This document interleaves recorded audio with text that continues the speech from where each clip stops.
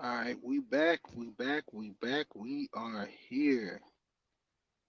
Dealing with it.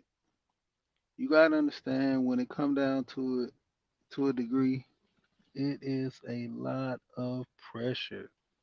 The pressure comes, you know, dealing with things in life, man. And for you being a man, it sets a standard that, society puts on you. You got to live above and beyond expectations. You know, my wife tend to talk to me a lot, having conversation, just trying to figure out my mindset sometime because normally I don't really talk. I'm more concerned about her dealing with her feelings, and I just don't really talk as much. Because back in the day, more men really just held a lot of pain and stuff and issues in, and it evolved into things.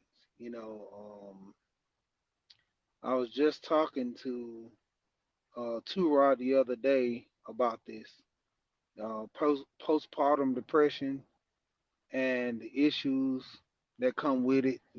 Some women have it after birth, but a lot of men walk around with it from not measuring up, not being great, not living up to expectations. You know, Nowadays, men, I can honestly say to a degree, it's a lot on most of these young men plate because you got to compete with the other men that's out here and dealing with women. Then you'll have the issue with the women if the women, you know, don't really find you attractive, not up to par. And then this whole thing on trying to get your money together to try to get women. But then you can't lead with your wallet because then a woman only use you for your money. So it's like the old saying, the catch 22, like darn if you do and darn if you don't. Because in the end, a lot of times we don't really too much have grace and moving around and dealing with these situations. I mean, it gets rough. Like, I'm gonna speak on the woman side tomorrow from my standpoint. I'm not a woman, so I'm just speaking on from what I see and when I talk to my wife and we, have our conversations and deal with things. But ultimately she always, try to get me to open up more because I don't really talk about a lot of this stuff because I'm more old school. Like I'm on the cup of my generation coming into the millennials. So I have more of a Gen X mindset, the way I carry myself, the way I'm programmed, I was raised by my grandparents. I wasn't too much raised by my mother. It was more or less my grandparents and my father, getting into it, they passed, keeping it 100. Both of my parents passed at a young age. Dad died when I was 3. Mom died when I was 6, you know. And so it took a lot to cope and deal with certain things. Canceling a lot of stuff, they say it helped, but it don't help to a degree because you got to be willing to open up and explore. And a lot of times with men, if they can't get that situation to a point where they can, feel vulnerable to, let their guard down to a degree, they'll shell it. And that pressure is hard, man. Coping and dealing with stuff for years, having no understanding, like it hurts. But to a degree, getting help makes it better.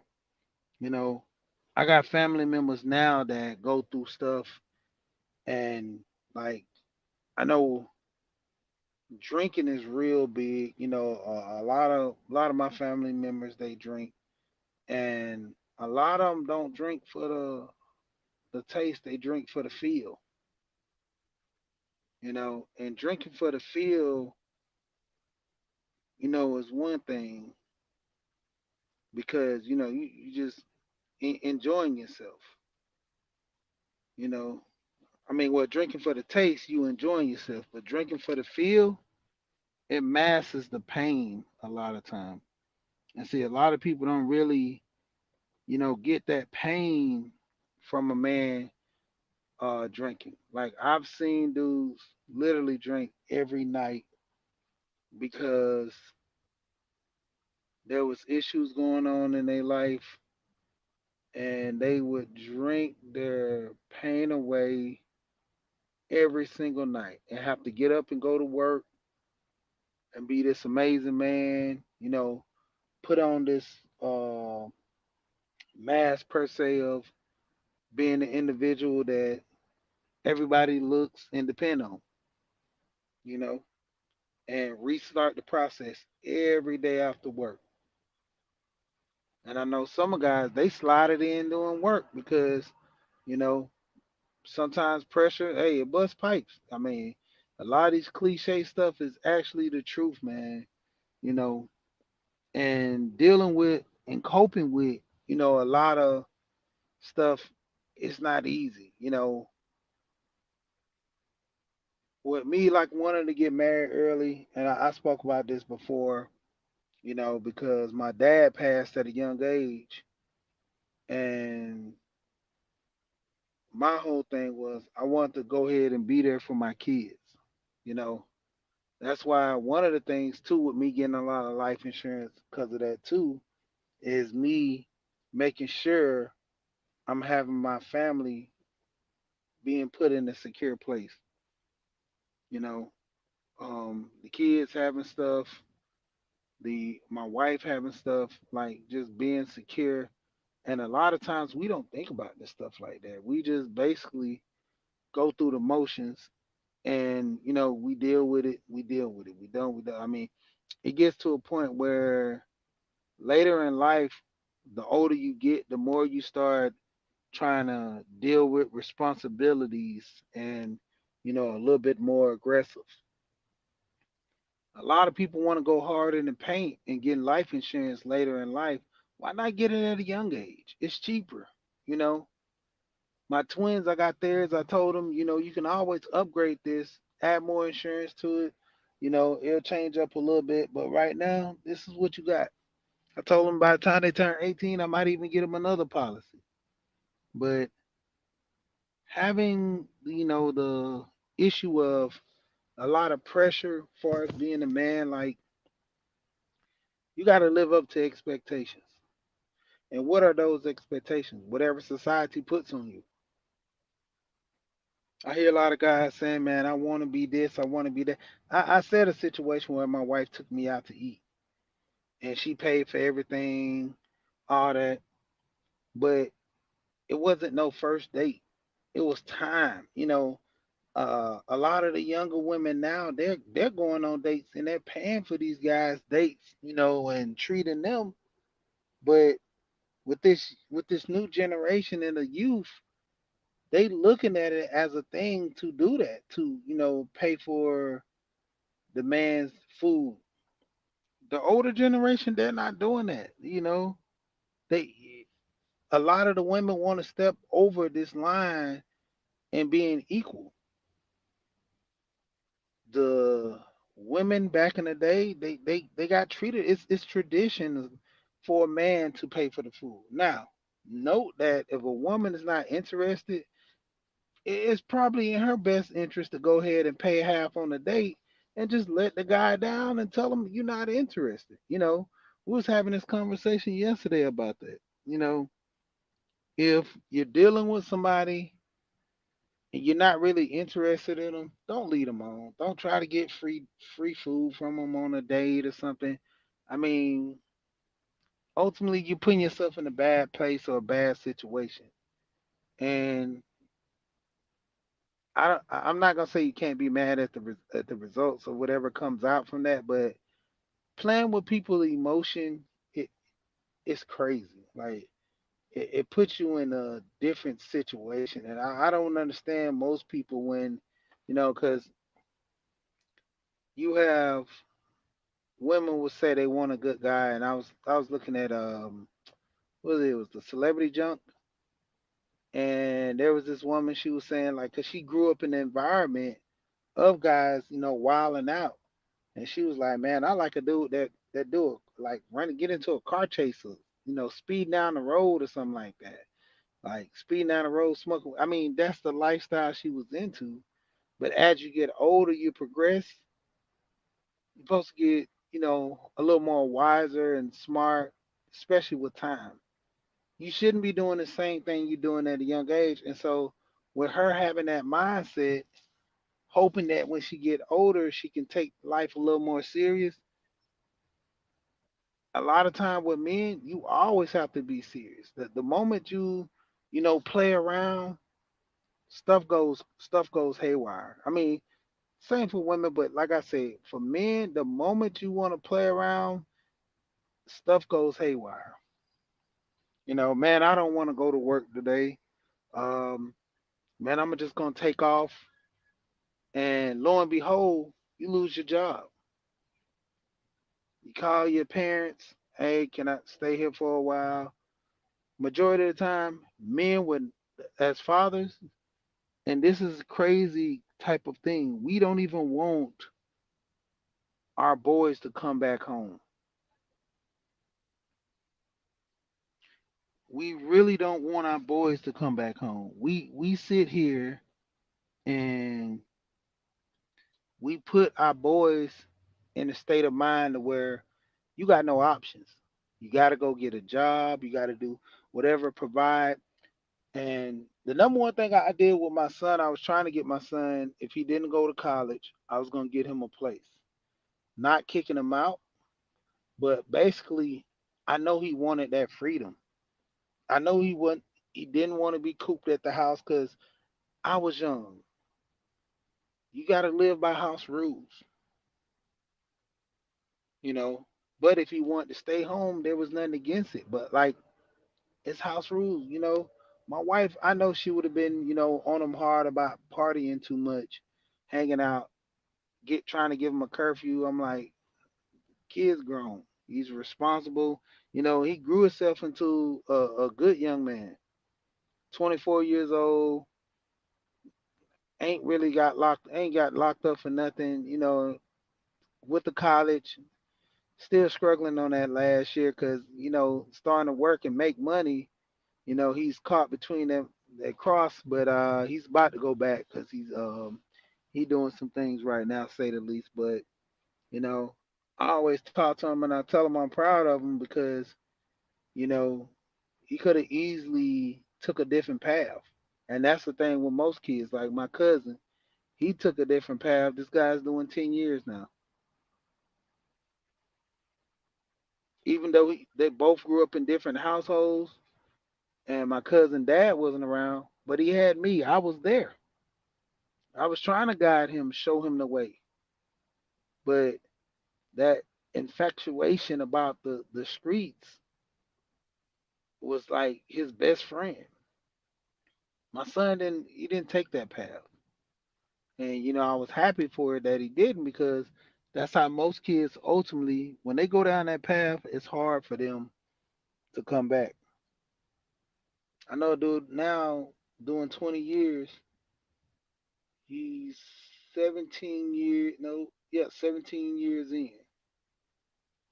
And it's getting to a point where he might do the 20 plus.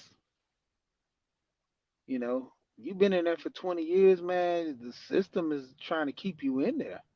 It's a thing like being men being institutionalized.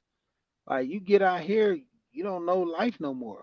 But to a degree, it's all with your mindset. What you trying to accomplish? What you trying to do?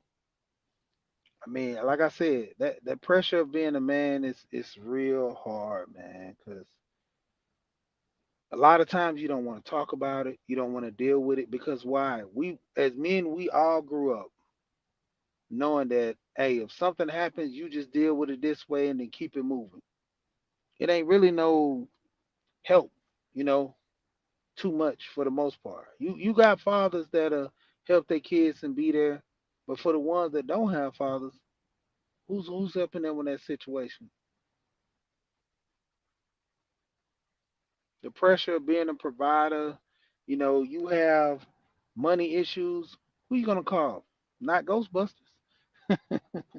But I mean, it's crazy. Like I was talking to somebody about this situation. I mean, veering off about the women real quick. And there was a situation, I seen a video, I don't know if it was real or not, and this lady was getting kicked out of her house by a boyfriend because he came home late. She complained about it, and then next thing you know, he kicked her out because that was his crib. And I was telling the guy, I was like, man, if that was me in that situation, I got friends I can call, I got family members I can call. I was like, you mean you literally tell me that she got kicked out 2, 3 in the morning with her kids, and she wasn't able to call family. She was just begging the man, let her stay there, let her stay there, let her stay there. I didn't even see the issue if she said can she leave in the morning or anything. But I'm like,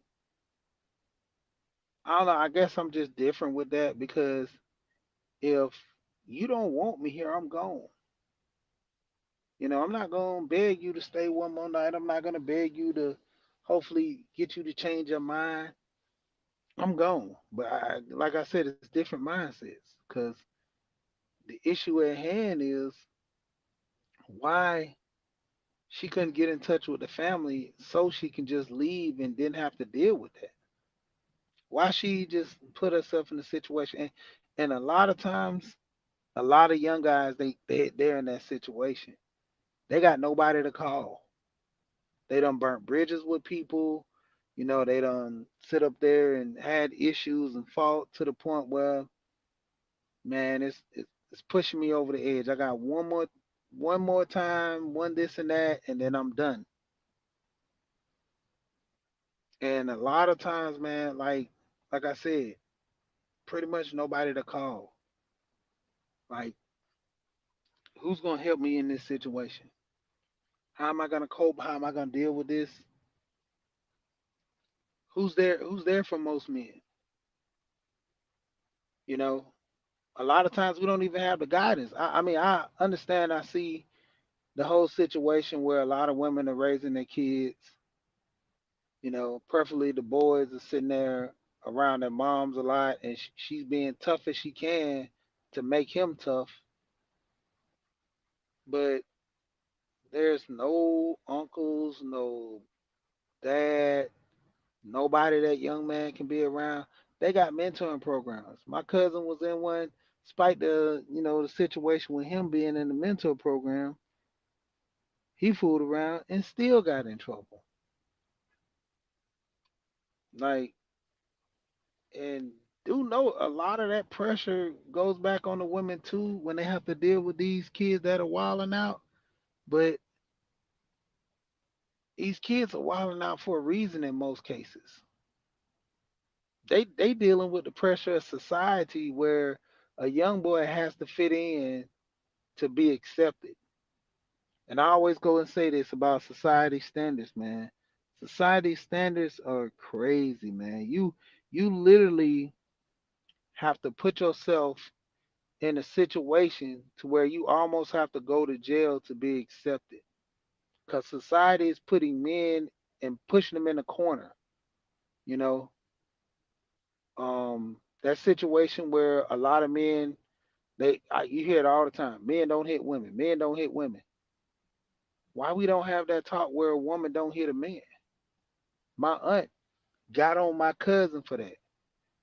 She almost put me and her brother in a situation to where we was gonna go to jail for trying to get on some dude that ultimately she kept going back and forth with. She'll break up with the guy, he'll hit her, then they'll get back together. She'll break up with him because they got into it again, then she'll get back with him. And I ultimately told my cousin on the first jump, like, I'm not I'm not dealing with this. I'm not gonna put myself in a situation to where you always calling me to come beat this guy up or deal with this guy. I know you. I know you got a mouth on you. You sit here and you argue with me about the most stupidest things. And I told her, I was like, if this guy is putting his hands on you, call the police. I went through that with one of my friends. We was having a situation where he was, getting heated with his girl and they was getting into it. And I'm like, dude, you literally always going back and forth with this girl. And he like, man, she this and that. I'm like, leave. It's the most simplest thing to do, but a lot of people don't want to do it. A lot of people, you know, you get caught into a situation where you don't want to leave. It's like you losing out on something. You got 10 years in and it's like going down the drain for what? 10 years gone compared to 5 years in jail. And then when you leave, here we go. He a sucker. He don't want the pressure of a good relationship to a good woman.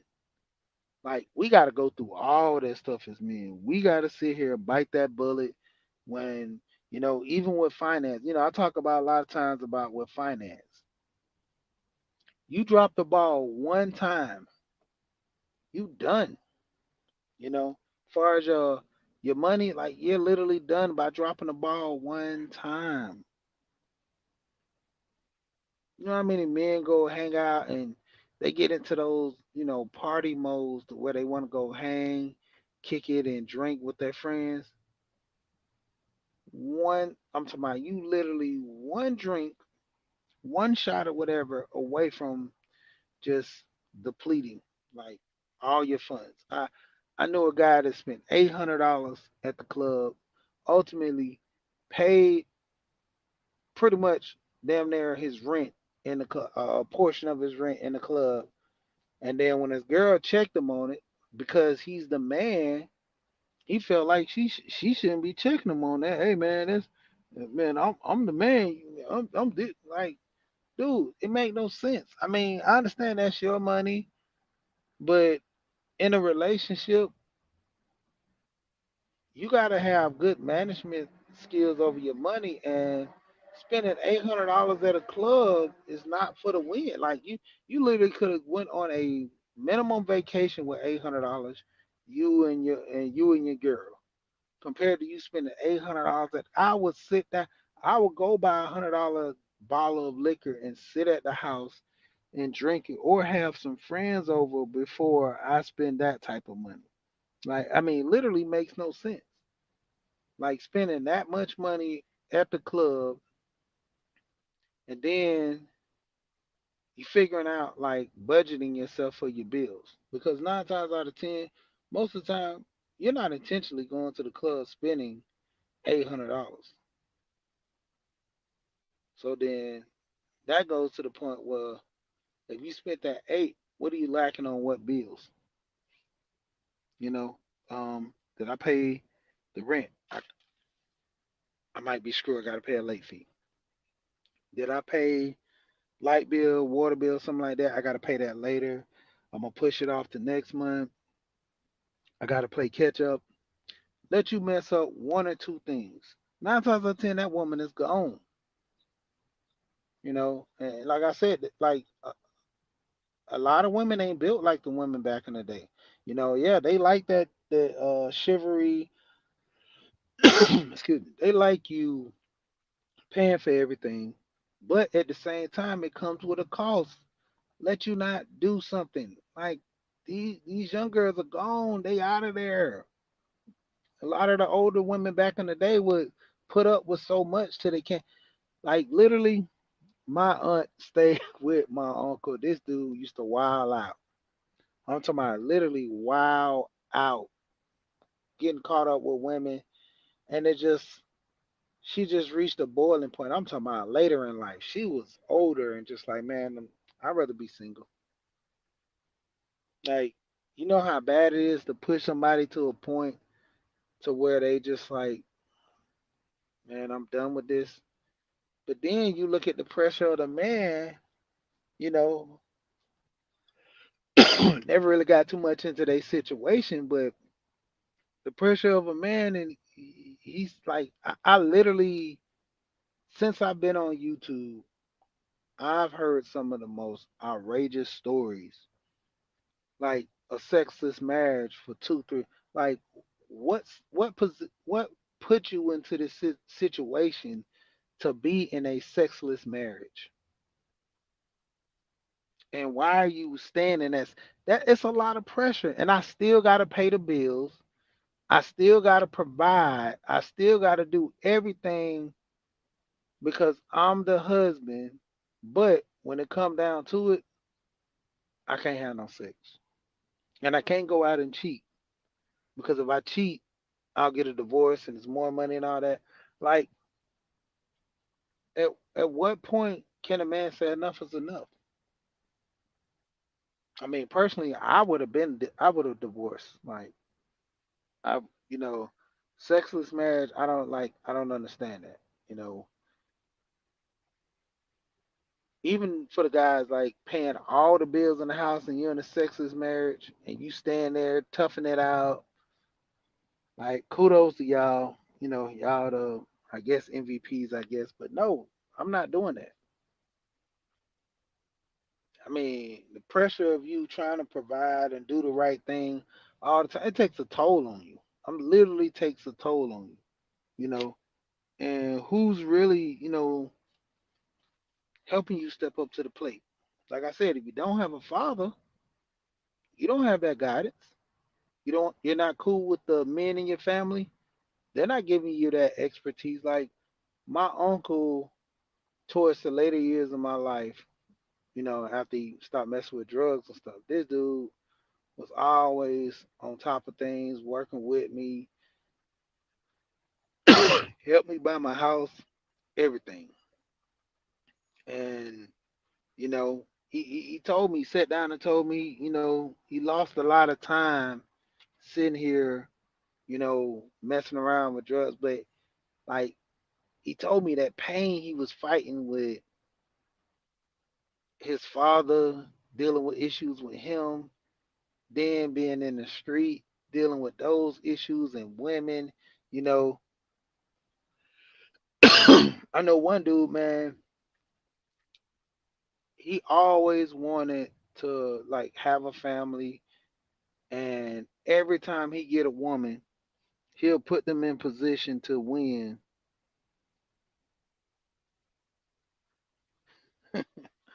He'll put them in position to win, and then it'll be an issue to the woman to just leave him. You know, like dude made good money, work hard. Of course he drunk, but then he would help him get a car, help him get a house or get a nice apartment, furnished apartment, do all kind of stuff for him. When they get to the point where they on their feet, and the crazy part was he would lose his job, but he would get another one like right away, and they'll be like, I'm good. Then as soon as they hear he got a job back, hey, what's going on? Can you come back? He'll go back, you know, get to talking crazy to him because they do something out like, man, you spent the money, you did this, you did this, and you did that. Man, when it come down to it, hey, they out of here. The guy's out of there. It gets to a point where it's so bad, man.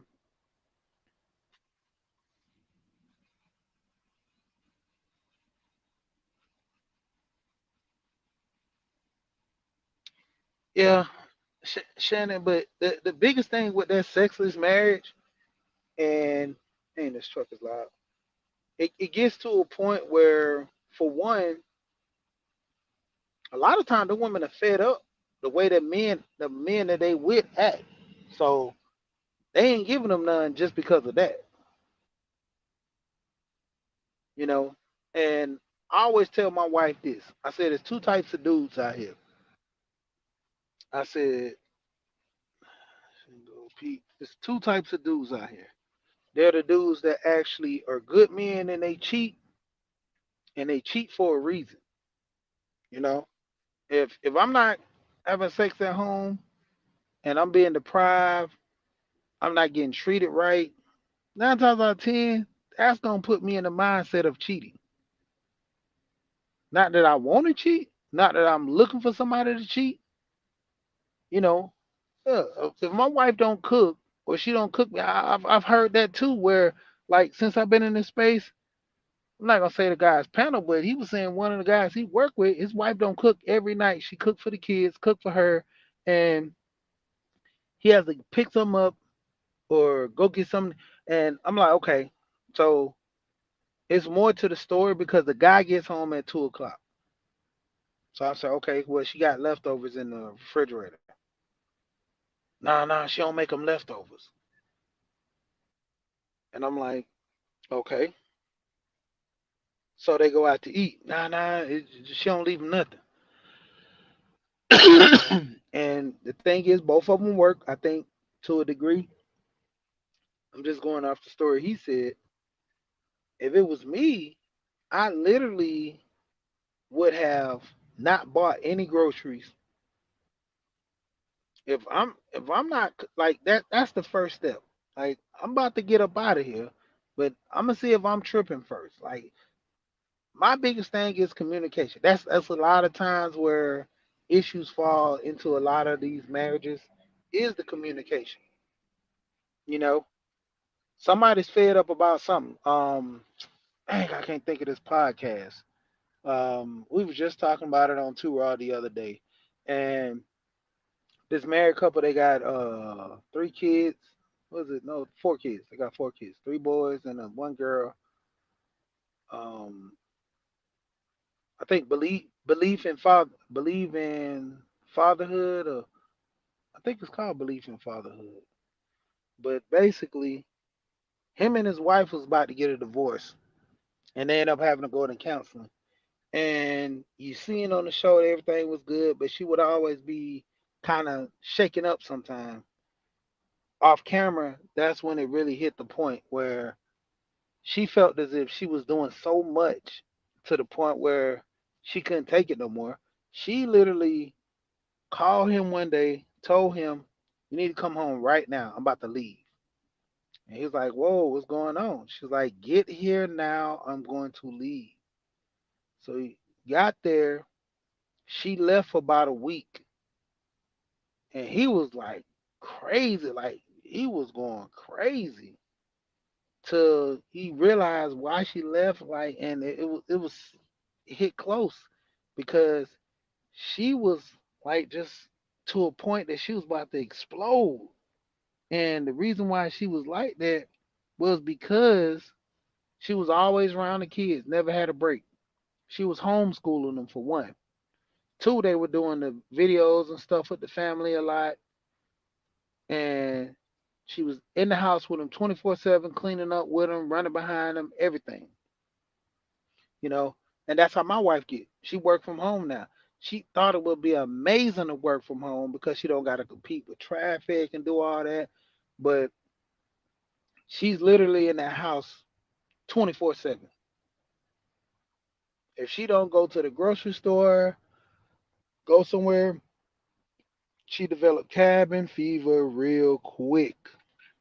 I'm talking about real quick. And it got to a point,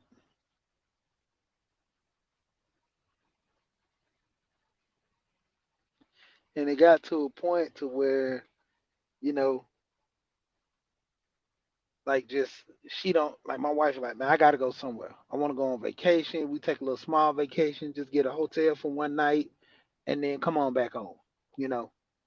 And I started realizing that. So it didn't bother me. Like we'll go down like we went down to the Callaway Gardens down here. It's a place probably about 45 minutes to an hour outside of Atlanta. And we went there, stayed in the hotel, went to a tulip exhibit. You know, the place is pretty much the name Callaway Gardens, but they have a lot of attractions and stuff like that. hotels and stuff. And you know, we plan on going a trip to Tennessee up to Lookout Mountain and Ruby Falls and all that. Just small stuff because it drives you crazy sitting there. And like me, it won't bother me. It'll be so many projects that will be the last thing on my head. But I was in that position one time and it didn't bother me one bit. Like I wasn't working. I had quit my um, let go of my transportation business, so I didn't have a job. And I was like, man, I'm just gonna chill for a minute. And I literally didn't work for about 8 months. My wife was like, man, you need to get back to work. You know, your money getting thin. Like, I'm like, yeah, true. But the biggest thing was with those months and the twins were just born, like I was doing everything. I cooked, cleaned, gave the twins bath, had them ready for bed by the time my wife get home. Cause most of the time I let them stay up and so she can play with them and talk to them because she was working. She didn't see them. By the time she got home, about like close to, cause I think she started working swing shift, so she was getting home at 8, like oh no, about 9, 10 o'clock. They be in the bed by then. I got them all wrapped up in the bed. They knocked out. She be want to wake them up and play. I said, well, I do that tomorrow. I keep them up a little longer so you can come deal with them and stuff. But it didn't bother me. Like cooking and cleaning, knowing all that stuff in the house. That's why I always told my wife, I was like, it's not an issue. Like when she do it, she's like, oh, it's. I'm like, it's the process in which things. Like I don't let like it's not pressure to me doing this stuff because I have a system. Once you have a system and put things into play, it's easy. You know, how do you cook? First off, you wash your hands. Second of all, you get your ingredients and then you prep. I mean, that's how it is. Anything you do, you have a system, you have things in play to where you can get it done. And a lot of us, we kind of fall short because of the system. But getting back to this, I'm going way out on tangents and stuff. But the lady ended up doing that. Far as the man, he was feeling like his wife didn't love him no more and didn't want the family, so he was done with it. He was like, man, I'm about to leave, sell this house, and I'm going off like I'm not dealing with this woman because she acting crazy. She just vamped on me and the kids, and she know I gotta work, and she left me with these kids. You know, I gotta find a nanny. I gotta find a, excuse me, family to deal with. Like, man, this is pressure. Like, this crazy. And lo and behold, all that said and done, they went to counseling. They wasn't giving each other no time. You know, probably sex every once in a while, but they wasn't really feeling it. You know, just wham bam, thank you, ma'am, and go on about your business. Like they didn't feel no love. It was just sex was just sex. Just it was there. And it was like I said, it's to the point where she was feeling some type of way and she was looking at the point of like, man, you not here for me. You're not doing like you're just here but not here. And it got her to the point where she was feeling so bad, like that's why she started reacting. So, like I say, when they have sexless marriages, a lot of time it's due to you know the dysfunction of the communication that they having. I wouldn't personally stand there for that long, but like I said, it's weird to see these situations like that. Like, what made you get to a point where you just couldn't deal or mess with somebody? Like, I don't get it. Like, you know, nobody talks to each other. Nobody, tries to work things out. Because, I've told my wife that. I've said it about a lot of situations. If I cheat, I'll let you know. I say I give you that much of a courtesy. But at the same time, before I cheat, the writing is on the wall. I'm trying to communicate with you. I'm trying to tell you what's wrong. I'm telling you, let's go to counsel. I'm telling you, let's work through this. Let's do this. Let's do that. If you don't want to do nothing and you keep pushing me to the side, like this whole thing with sexist, if you put me in a position where I'm in a sexless marriage, you don't want to talk about it, you don't want to do, like, what other options do I have? You know, how am I gonna, be or do when, you know, everything that I'm trying to work out is not going? You know, if I'm talking to you about the sex, and it, for women on both ends too, but if I'm talking to you like, why are we not having sex? I don't feel like it. I always laugh and I say this is my rule. First day, you can have a headache. Second day, your stomach hurt. Third day, I mean, we grown. Ain't nothing wrong with your mouth. But it just saying that to say the least, if it get to a point of us not having sex and it's excuse after excuse, then it's a problem because it, I understand if you have issues with being a woman, like some underlying issues. Let's get that situated to the point where we can go get medical help if needed. If there's no medical help and you're just not messing with me because of a feeling, well, we need to talk about this and get this situation handled. With this situation, it can be handled easily if we both talk about this, both figure out what needs to be done and get it done, you know? And like just easy with over time handling stuff by talk. Like I said, communication is the biggest issue with a lot of problems facing a lot of people. But who's really having a conversation about this stuff?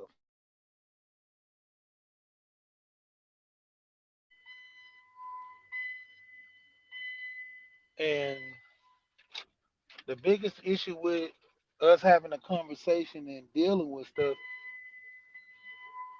it always be to a point to where people are embarrassed or just people just don't want to talk about it.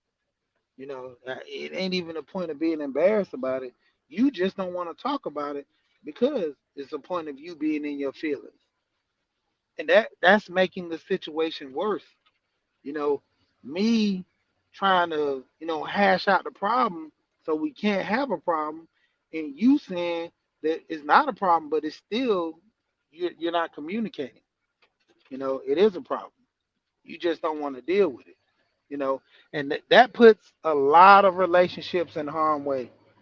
And like I said, as the man for that pressure, I'm trying to do everything right. I'm trying to keep things going and making you happy. Shout out to Gold Professor, the 9 laws of self-govern. Law number 3, apply selfishness. Apply because you can turn it on and turn it off. But the issue at hand is, how can I make you happy, but I can't make myself happy? That's a problem, you know. And a lot of times we deal with that type of problem because we so busy on being people pleasers, we not pleasing ourselves. We not putting ourselves in situations to where we can make ourselves happy. And like I said, especially as a man not supposed to show emotion. Uh, a lot of guys now from the old school days, we don't show emotion. You know, we get the job done.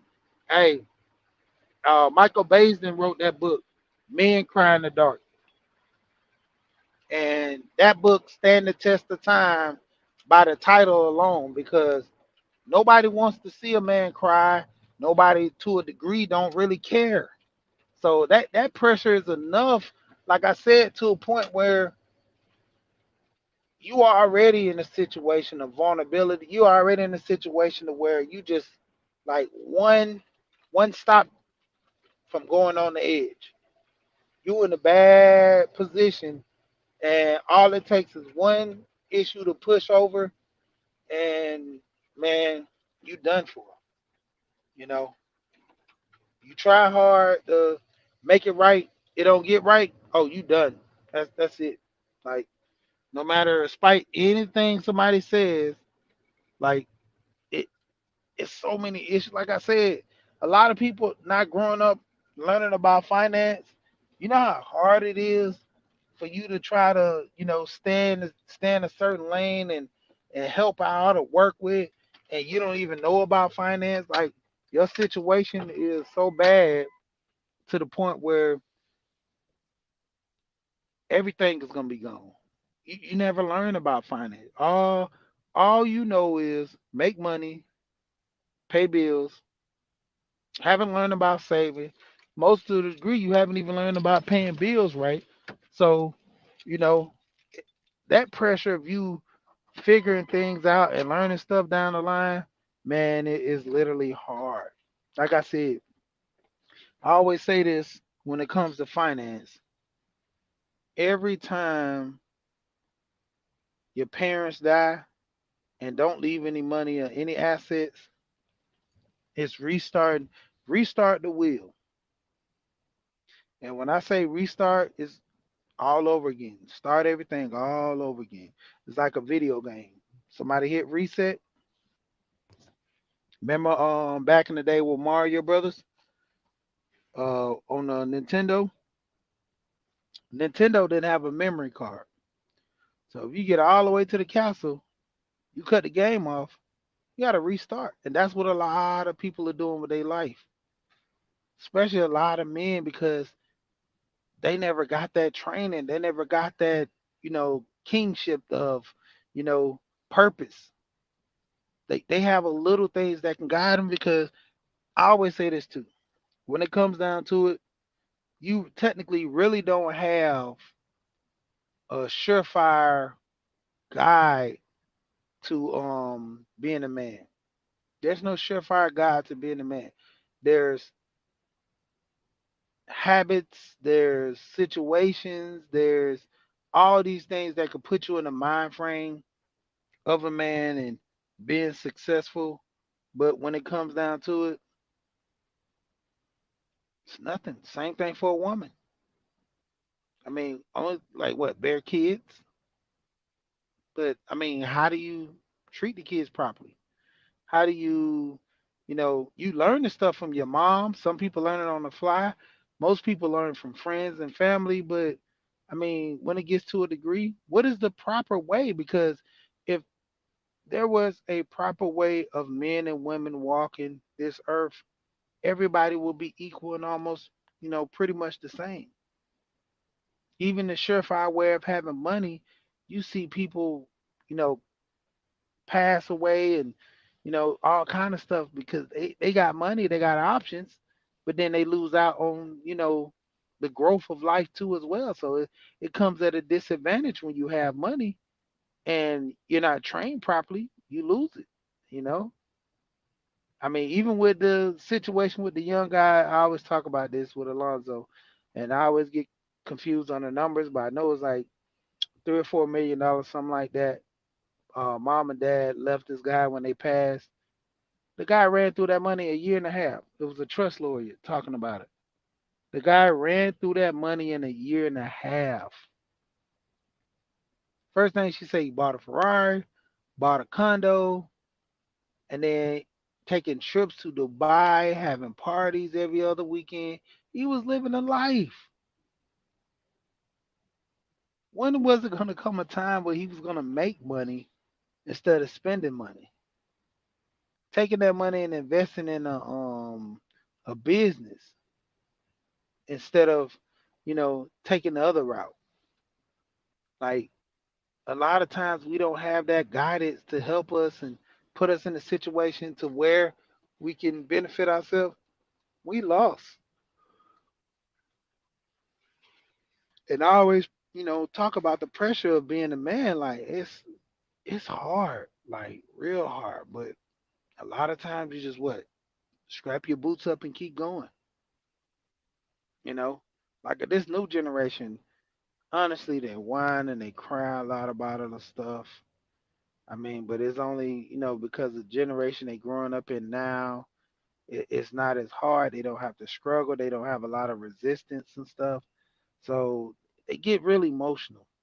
To a degree, a lot of older men are starting to come out and be emotional as well. Like, you know, there is an issue and you need help, I'm not really going at that.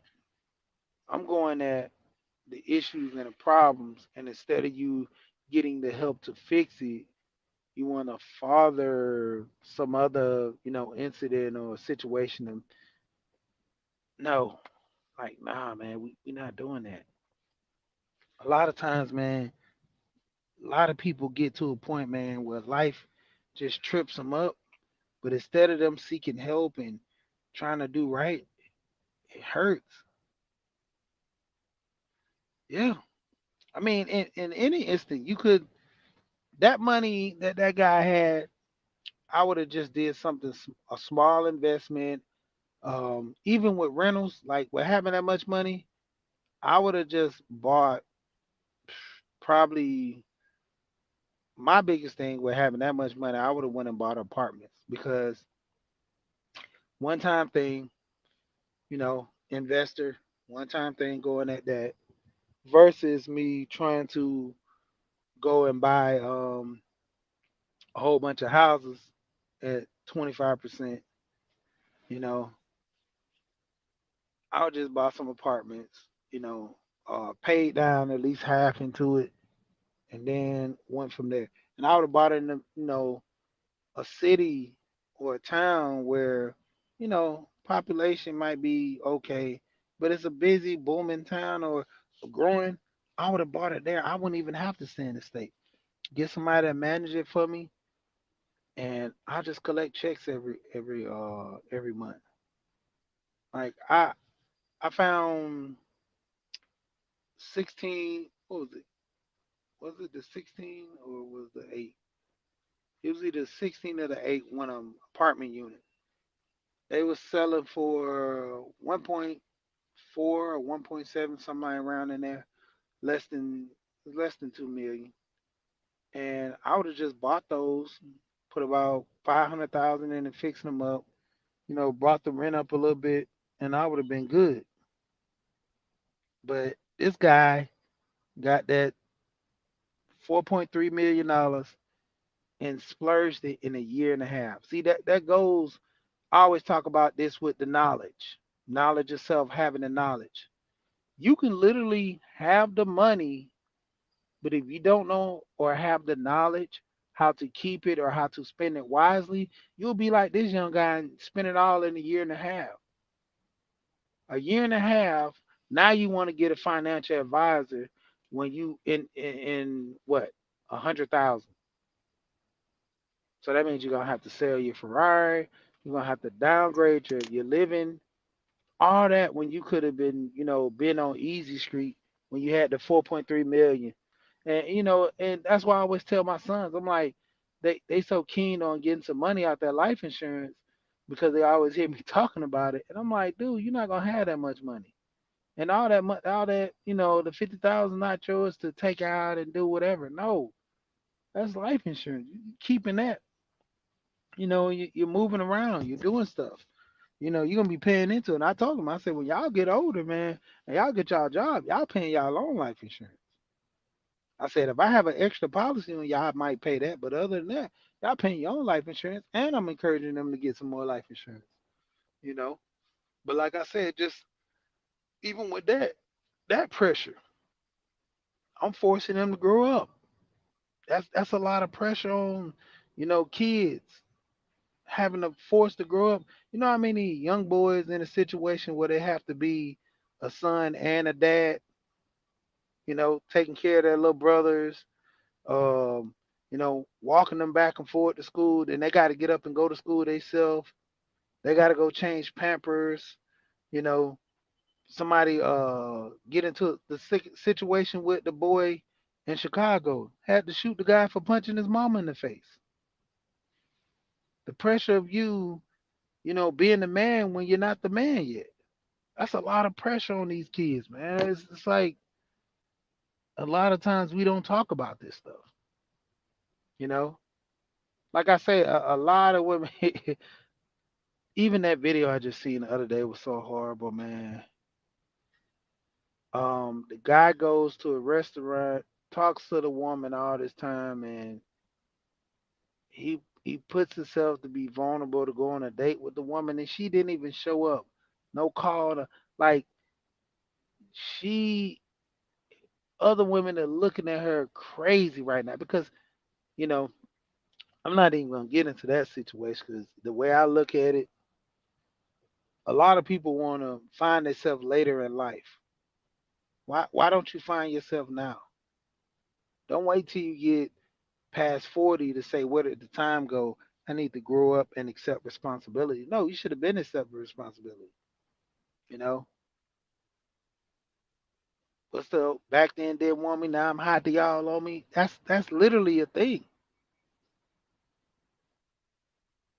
But it gets to a point, man. It's like, what are we doing with our life? Are we sitting here benefiting, making ourselves do right, making ourselves be better? Like, what are we doing?